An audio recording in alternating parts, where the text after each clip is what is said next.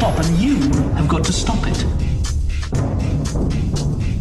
Sir, we need to discuss the evacuation. There will be no evacuation. Nobody told them. Nobody. We can no longer pretend.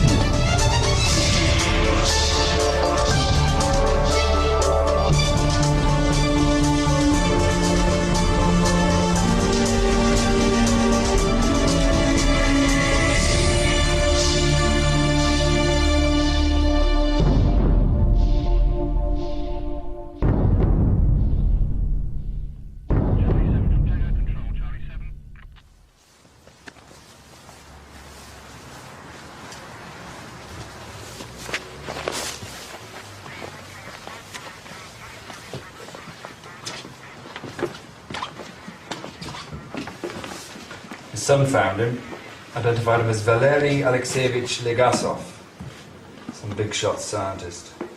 Been dead about 4 hours. My name is Valery Legasov, and 2 years ago, I'd never believed that my life would end like this. I used to think of this country as a new civilization. I think we all did. It was like a dream we shared. But 2 years ago, we were woken from that dream by an accident. An unprecedented accident.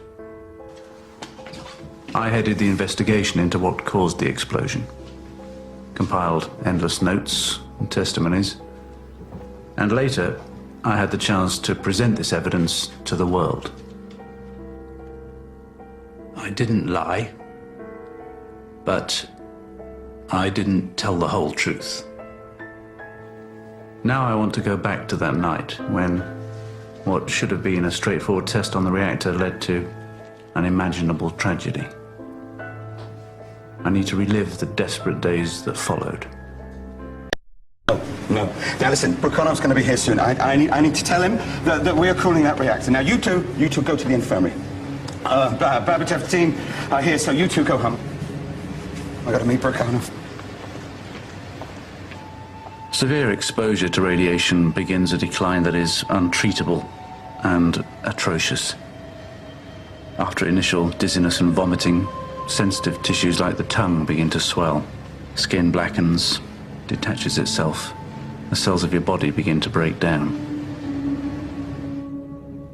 But your DNA is also grotesquely transformed so that in the days following exposure, you're gradually robbed not just of your life, but of the very thing that makes you the human being you are. It's a dreadful journey, which more and more unwitting bodies began that night.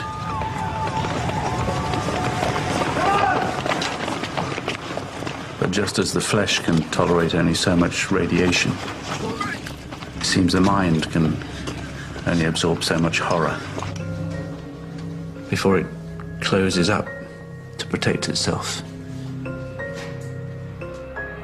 Perhaps that's logic. Perhaps when the threat exceeds imagination, we conclude that the threat simply cannot be true.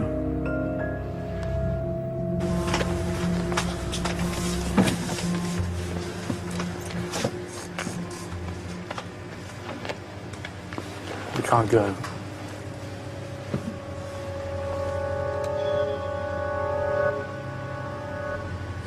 We can't leave. We can't. You and me especially.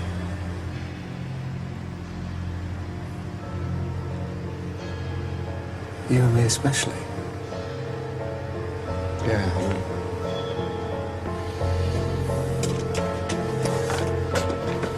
Right, well, something's stopping water getting into the reactor. You must be in one of the gate valves. I'll have to open them by hand.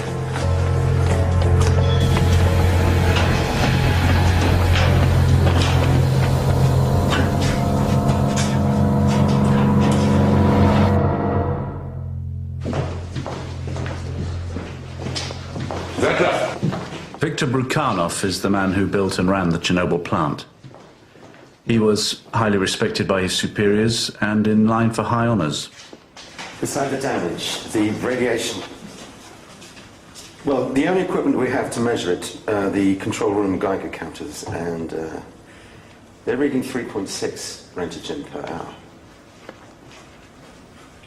Well, that's not that bad, is it? I mean, 3.6. It's nothing. Nothing, yes. But the scale only goes up to 3.6, and it's off that scale.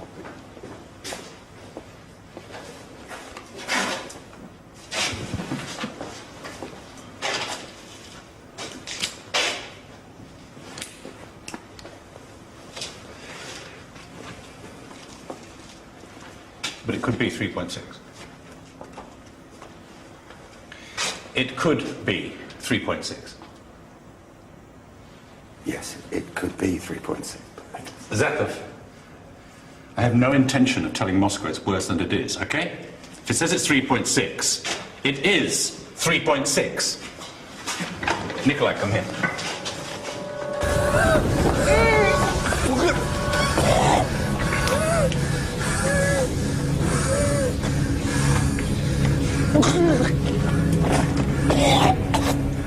Despite the evidence, the blinding belief was taking hold of the workers at the plant that the reactor must be saved, that flooding it with water was essential.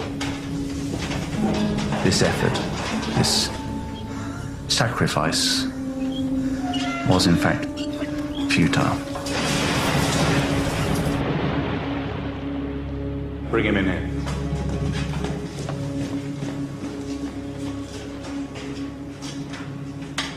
I want you to take readings in the building, inside, around, everywhere. Then you get back here and report to us only.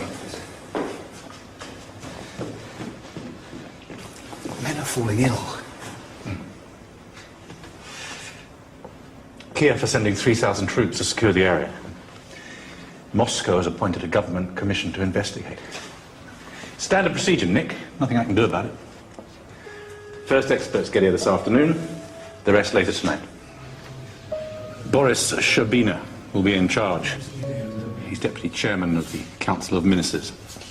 I've not met him, but I've certainly met his expert advisor, Valery Legasov at the Kurchatov Institute. Party zealot. He has a lot of friends. So the roof's destroyed, but there's no damage to the reactor. This is where I come in. None at all. I'm to make a brief visit to the plant to get to the bottom of what's happened. Thanks. It'd be a lie to say I didn't feel a jolt of excitement. Pride, even. Yes, there's been a massive explosion, the biggest ever in a nuclear plant, but fatalities are low. As far as we've been told, our technologies and our personnel have coped with the crisis well. Everything is under control.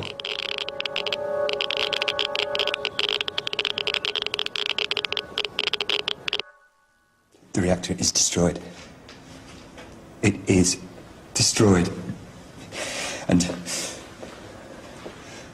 the readings are not 3.6 rentgen, sir. They are 15,000. 15,000. No! This is impossible! Don't listen to this, sir. The equipment is wrong. Julia, you must be wrong. I've told Moscow that... Throw it in the bin. There's nothing wrong with the equipment! And I feel extremely ill. Throw it in the bin, you cretin! Get out! Get out! Imbecile! Idiot! This is impossible.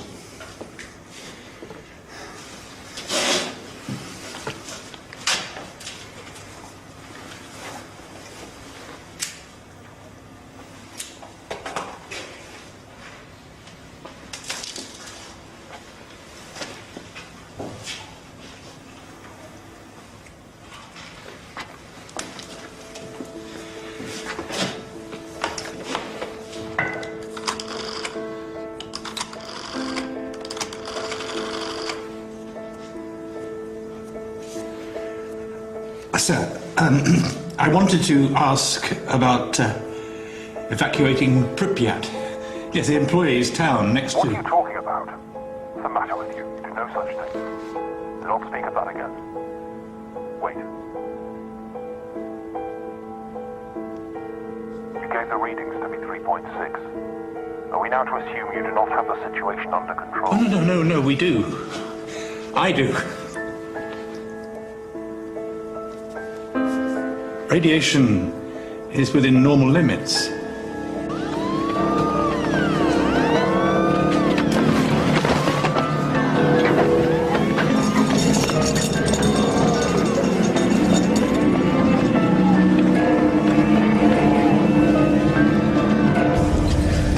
Alex, I can't do this anymore.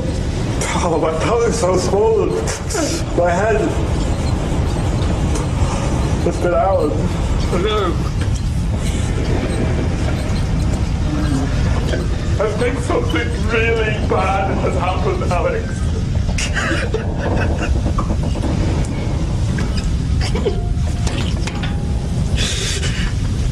It can't just be you. You must be escaping. You must be everywhere. You must be everywhere. I want to see my wife. I want to see my wife!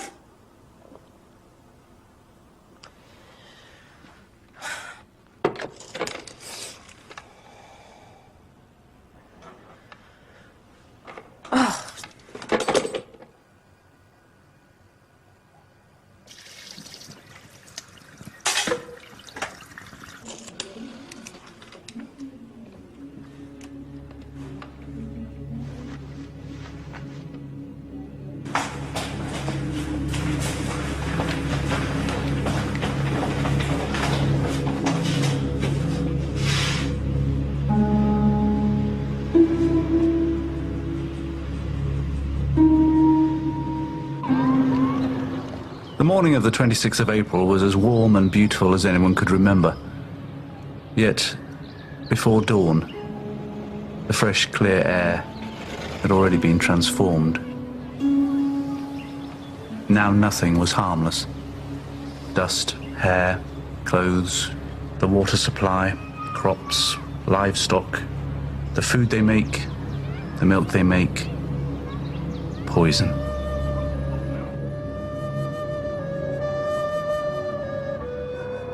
On the evidence, I simply can't believe that the men in charge didn't know this.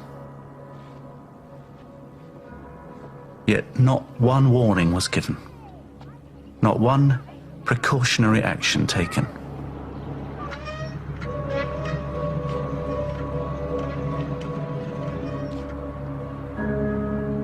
Why did they not act?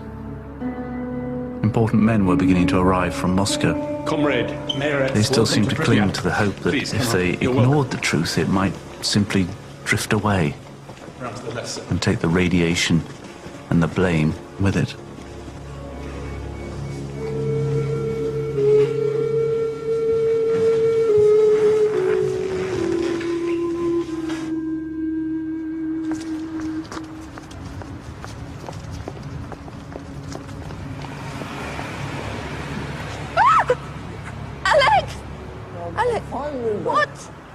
What have they done to you, Alex? You're fine.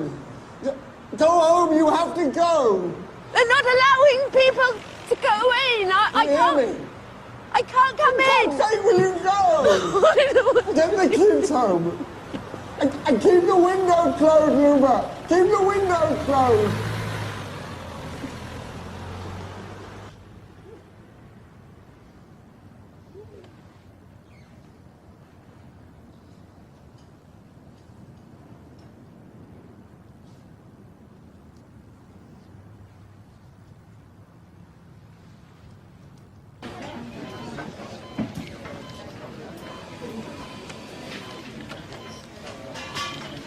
I can't cope. It's ridiculous.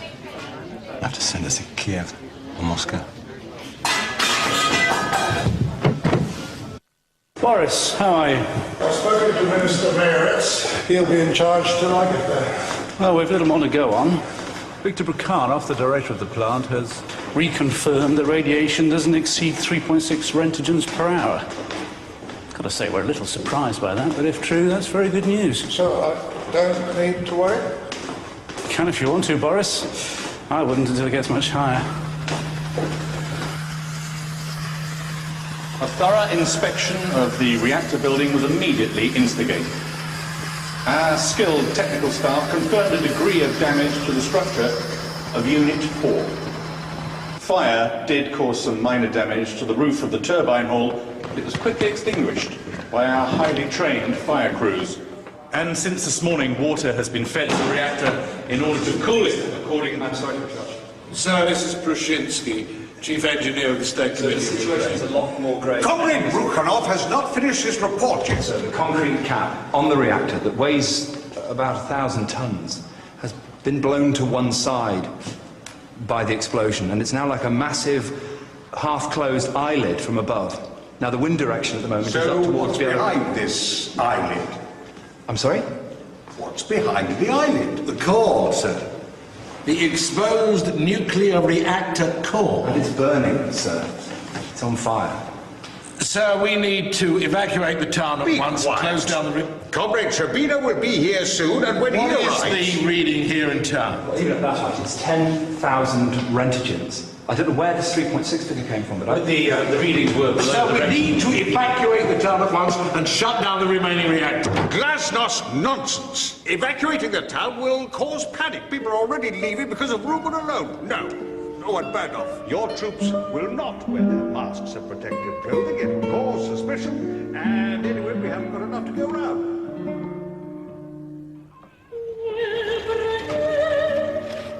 A rumour was spreading, which some believed, but most did not. Safe in the knowledge that they would be told of any threat, 35,000 people spent a sunny Saturday afternoon surrounded by levels of radiation 400 times the accepted norm.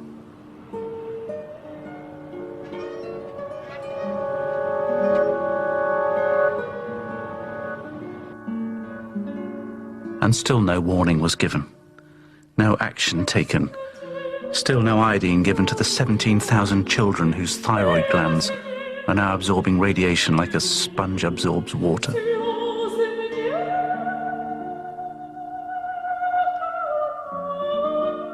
This is no longer the denial of the guilty. Their delusion is falling away with their blistered skin.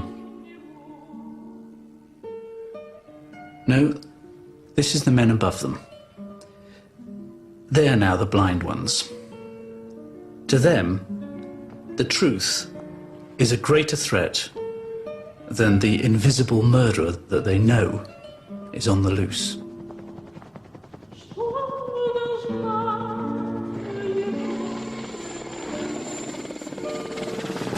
There's 4 reactors here, of course, 4 units, all identical. The 5th one should be finished this year, and there's another one planned, so in 3 years, this will be the largest plant in the world.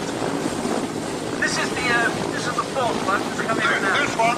Just to the left of the red and white chimney. Could have done the scene. What's that light? It's the reactor. We're looking into the reactor. We have to move. We have to go. Move us away. Go. Sir, you've been over the unit? Comrade Legasov and I, somewhat distressed you, Valeri? Then you've seen it. Each man will have his chance to present his report to the Commission. Sir, we need to discuss the evacuation. There will be no evacuation. Boris, we discussed radiation. There's every chance. Panic is worse than radiation. Are we in here?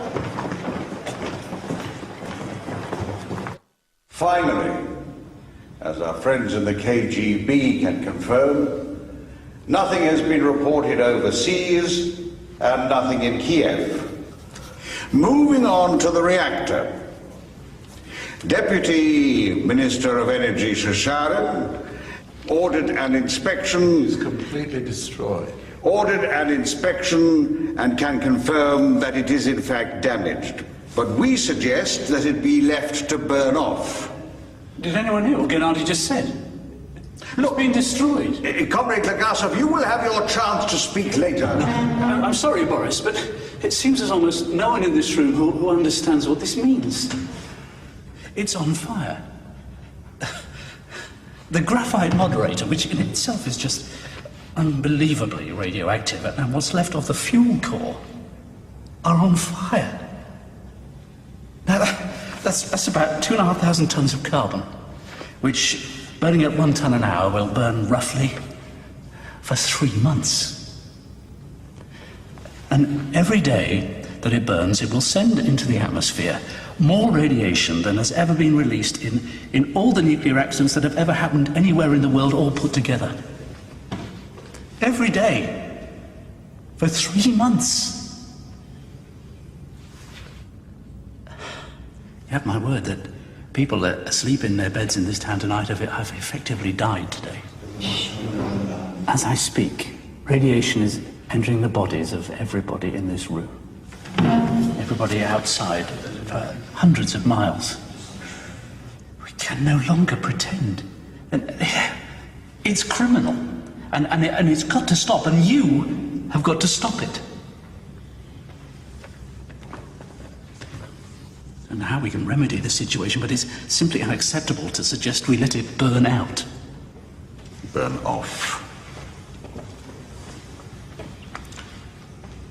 Then we must quickly and quietly find a remedy and put it out.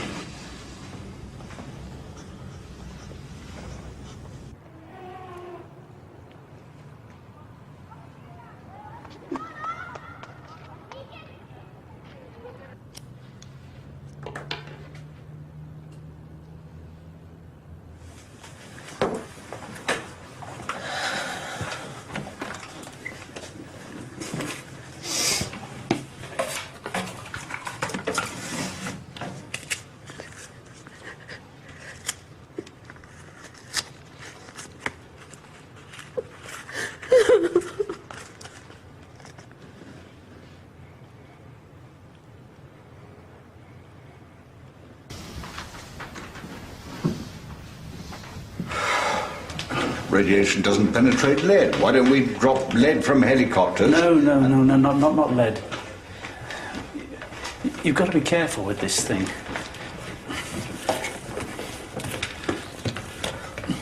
Here's the reactor, yeah? And it's separated from these chambers below by a flaw made of concrete and steel. Now, these chambers are now flooded with just hundreds and thousands of gallons of water.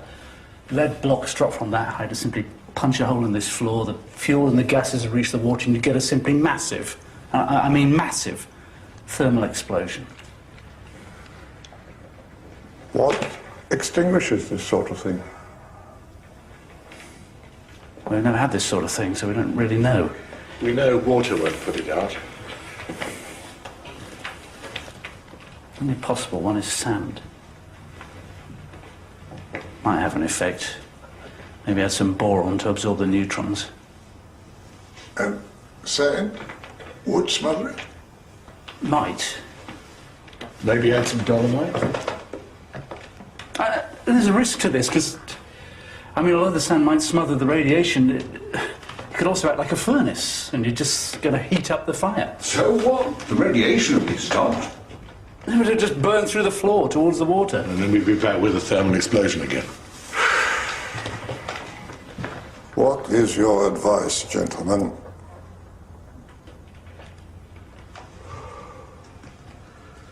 Sand. Well, we're going to have to watch the temperature like a hawk. Helicopters, hundreds of them. Notify the Air Force. Boris, what about the local population? What about Pripyat? First thing in the morning, evacuate.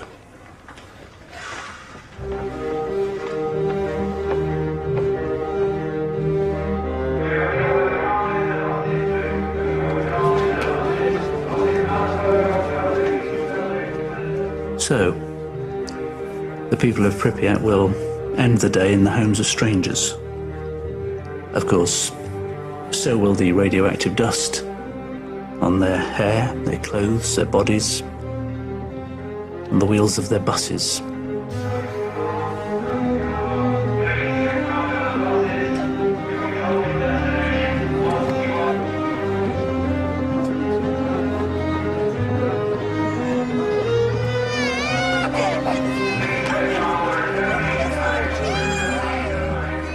To limit panic and baggage, they're being told it's just for 3 days, but of course we know better. We don't know if dropping sand will smother the fire, but even if it does, we know that these people will never see their homes again.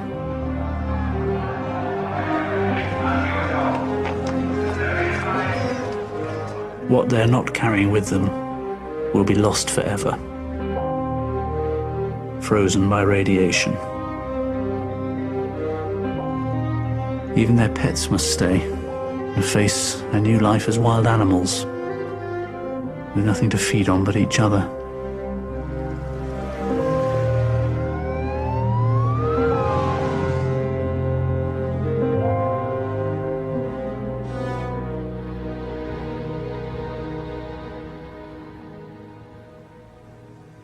My God. I estimate we'll need to drop about 5,000 tons.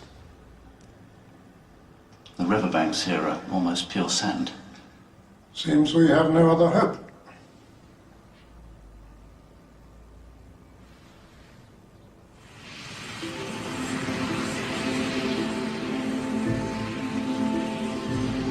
So the gamble began. It would either save, or within days, annihilate us. Turn off the ventilation, Nikolai. Don't get any more of that air in there. At my asking, men were flying into a greater updraft of radiation than the Earth had ever known. You're doing fine, Nikolai. And I knew that it might all be for nothing. Come back! Stop aloft! I didn't share my doubts with the others, and they didn't ask.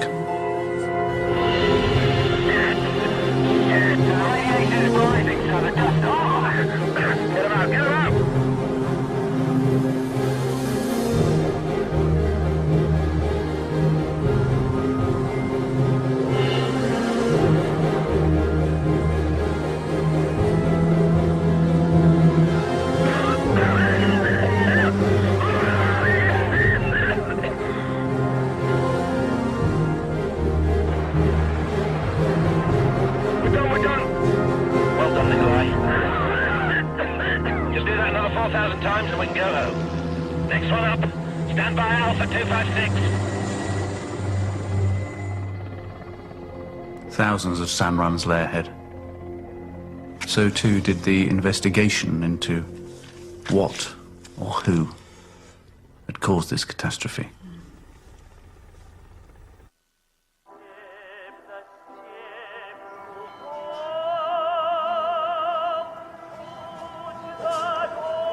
How much is a lethal dose? 400? 400 rads, a bit less. What did you get? 650. And no, mine. Less than that. No one's told me. I got 1,500. Show off.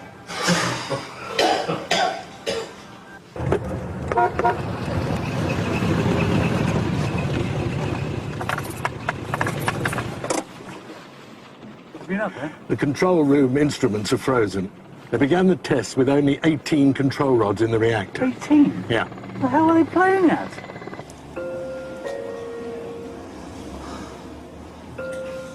What the hell happened? I pressed the AZ. Should have closed it down, but instead it was like a power surge. I hit the right button. They're insisting that the AZ button was pressed by the shift leader, Alex Akimov. But if that's the case, then all the rods should be down in the reactor, and they're not. None of the rods are in at all. Just the tips. Oh, shit. Ignalina. Do you think this lot knew about Ignalina? No, they couldn't have done. It's classified, we didn't tell them.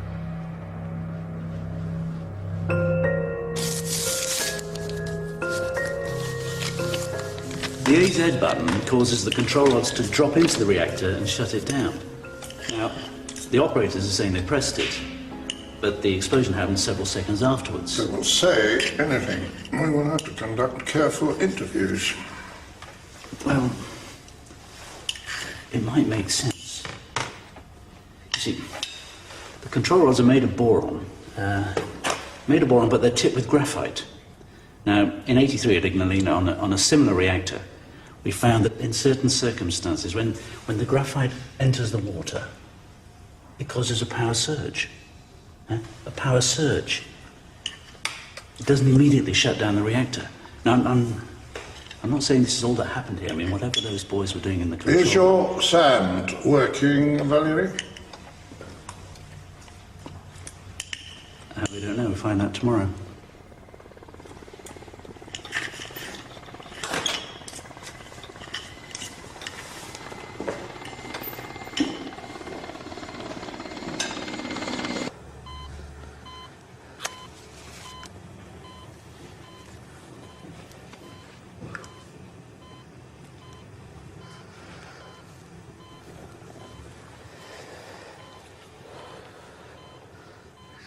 These reactors have been around for years, sir.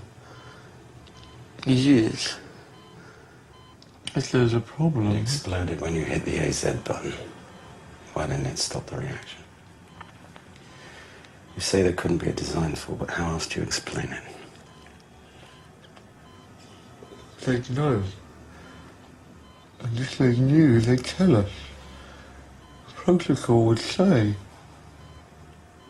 Maybe. Do you think we'll get the blame for this? You and me? Yeah, I do.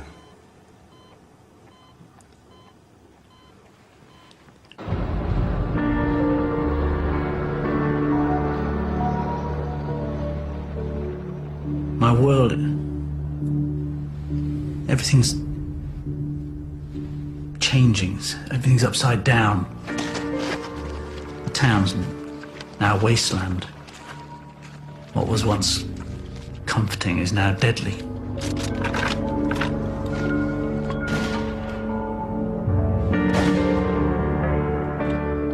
My idea to save the situation could be pushing us all towards apocalypse.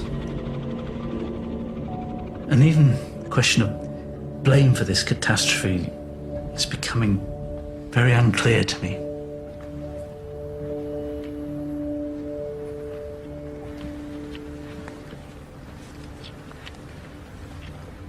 You knew that the instruments only went up to 3.6. You knew there was absolutely no way they could give you a true sense of the levels. Valerie. I was to be decorated this year, honoured, with my picture on the wall. I couldn't just throw that away. And I wanted to believe it could all be salvaged. Truly. You should never be forgiven, Victor. But you might not be the only reason we're here. What I suspect is true. There isn't an innocent man in the building.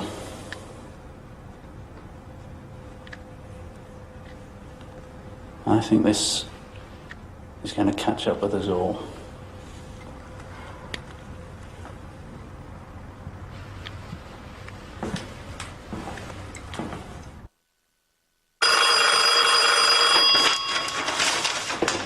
Hello? Boris, we've got the temperature readings through from the chemical boys. We have our own problems, Valerie. The Swedish have just reported radiation in their atmosphere. Fire temperature is not falling. I can promise you that's a far more concern of the Soviet people than anything the Swedes can throw up.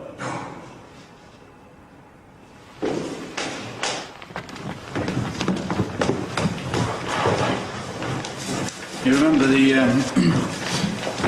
furnace effect and the flaw beneath the reactor? Well, as far as we can work out, the fire's already burned halfway through this flaw towards the water. When the temperature reaches 2,900 degrees, the uranium dioxide will melt and either burn or run its way through to hit the water. The thermal explosion. It would be enormous. Far greater than anything we've seen. It will level 200 square kilometers. It'll also totally vaporize the fuel in the other 3 reactors. Most of Kiev would perish, and the Dnieper and Pripyat rivers, which supply, 30 million people with water, massively irradiated. Northern Ukraine and most of Belarusia would be uninhabitable for anything up to a century.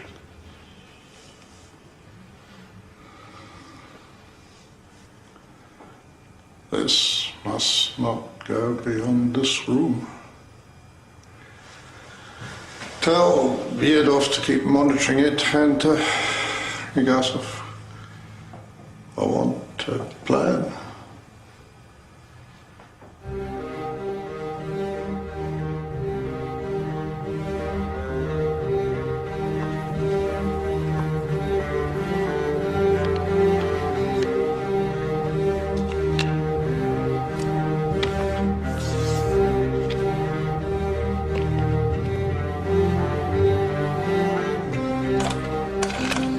I wonder if you could find a couple of wetsuits, as thick as possible. Just keep them on standby until we need them. I am a committed communist, but as the days unfold at Chernobyl, I begin to see a face of the Soviet people that even I had stopped dreaming of. There's no fuss, no waste. A further 116,000 people are evacuated, a decision that would have taken months, taken in minutes. After years of stagnation and self-serving bureaucracy, there's now only passion and an almost brutal decisiveness. In the committee, we start using the phrase counting lives when a suggested task comes with a figure of how many men might be lost getting it done. The responsibility not to make mistakes, not to waste life is a terrible privilege.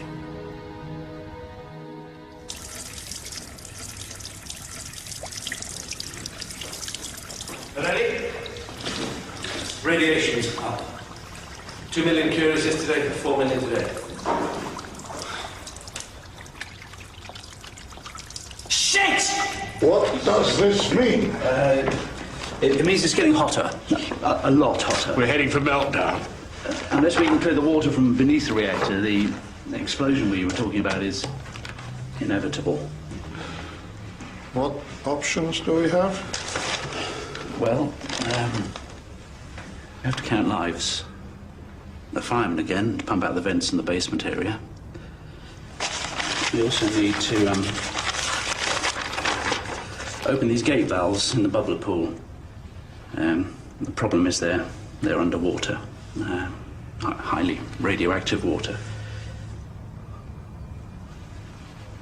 I've ordered some thick wetsuits,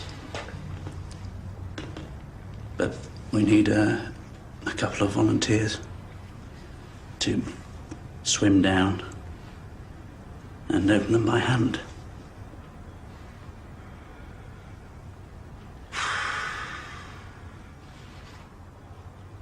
We've seen so many walking dead and sent so many to their deaths, but never with such certainty.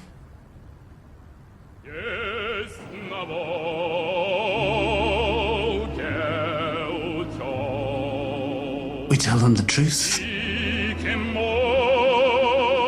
and they trust us.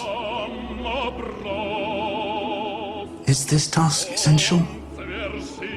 Then there's nothing more to say.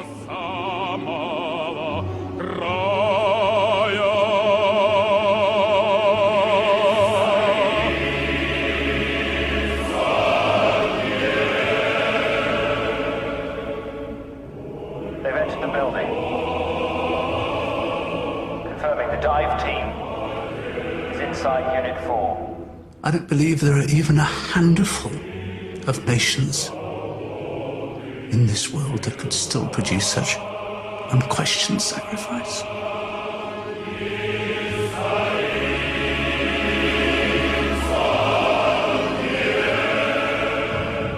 So 1941 all over again, when the Soviet heart was exposed to the Nazi invasion. It's the same lack of readiness, same desperation, the same courage.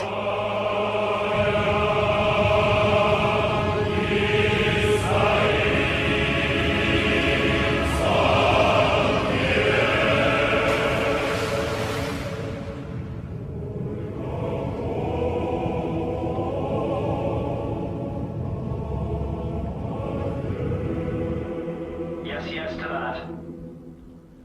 Confirm that water has cleared the lower chambers. There is no immediate threat of thermal explosion. Repeat, no immediate threat of thermal explosion. We triumphed, and 1 million lives were saved. But I could already see what lay ahead. Years of clear-up, of investigation, and of blame. Don't hug him, don't kiss him, and don't touch him.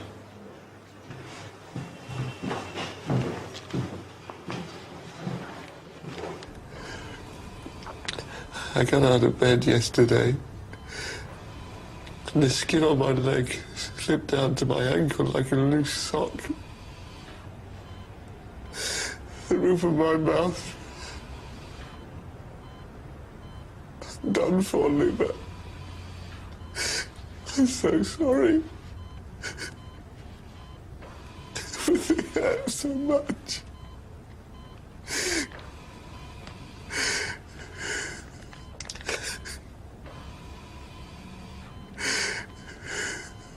But I feel this guilt. It's worse than the pain. 14 days after the explosion, the first radiation victims, the men from the control room, begin to die. Many see this as a kind of justice, but the truth is more dreadful than that. They are no different from the men who saved us. But instead of telling them the risks, the truth about the rods, the reactor, we systematically withheld it. And with all their Soviet hearts, they trusted us. Convince a man he can fly and disaster is inevitable. Mr. Legasov, the work you have done is a credit to you and your institute. And your report, and the way you reached your conclusions, are of the highest order. The highest. But you will not read this to the international community in Vienna. You simply will not. Now, the Politburo have appointed you to present the report, so there is nothing that I can do to prevent you going. Sir, I'm a scientist. I don't believe we can continue... You are not a scientist. You are a politician. Soon you realize that. Tomorrow, the Politburo will publish their judgment that the operators perpetrated a series of crude violations. And you propose to contradict the Politburo? They disobeyed the rules, but they weren't aware of the facts. The potential neutron surge, as the graphite tips re-entered, was a known problem. Known by whom? Nobody told them. Nobody. We told them there'd never been a major accident in a nuclear plant. Well, there's been 14. 14. And there'll be more. unless we change the way we communicate. If they'd followed the rules are enough. You know the saying, you don't need a god to make an earthenware pot. Secrecy is over. Chernobyl's changed all that. I love my country, but we have no choice. Your report will be examined and rewritten by a committee of our own physicists. They will remove any reference to known flaws in the reactor design, the tips of the rods, etc. They will make more clear the shortcomings of the control room staff. And you will present that report in Vienna this August.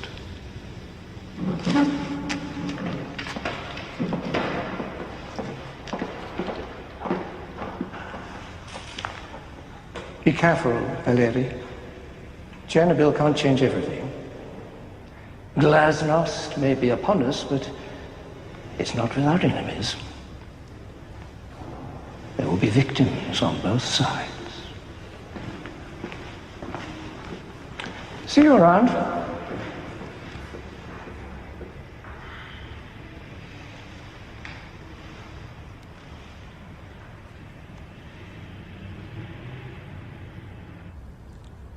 I did not speak out.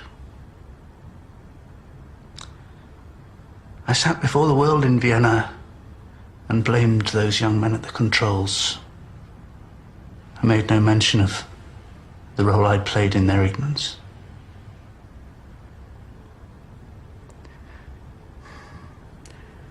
I've tried to speak out since, to topple the myth that I helped create, but the papers I write, interviews I give, are not published.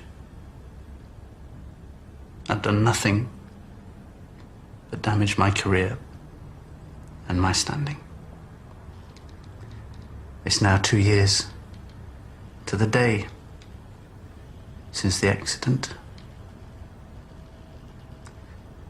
and I have nothing. Which I think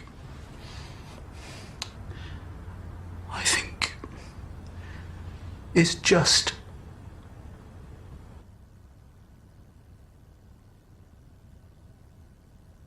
Valery Legasov's suicide caused shockwaves throughout the Soviet nuclear industry. After his death, design flaws in the graphite tips of Chernobyl-type RBMK reactors were finally admitted to, and changes hurriedly made. Despite this, Alexander Akimov and his colleague Leonid Toptunov have never been publicly exonerated. Many still believe they were largely responsible for the explosion.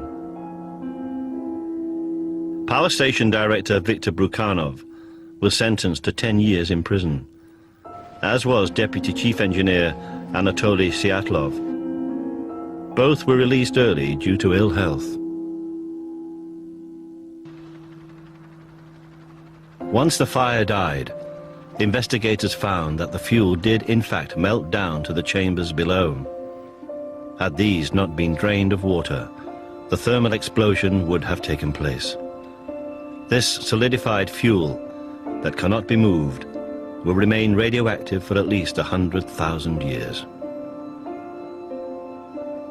Official figures place the total death toll at just 31 people, all of them firemen and workers from the power station. The true figure, although impossible to calculate exactly, is very much higher. The radiation cloud contaminated millions of square kilometers. In neighboring Belarus, incidence of tumors rose to 50 times that of the United Kingdom, and 2,000 children from the surrounding area contracted thyroid cancer. A UN report estimated that by 2002, 8,000 people had already died, and within 10 years, that figure will have doubled. The victims of Chernobyl are victims of secrecy and denial. Almost 3 weeks after the explosion, President Gorbachev made an unprecedented public confession.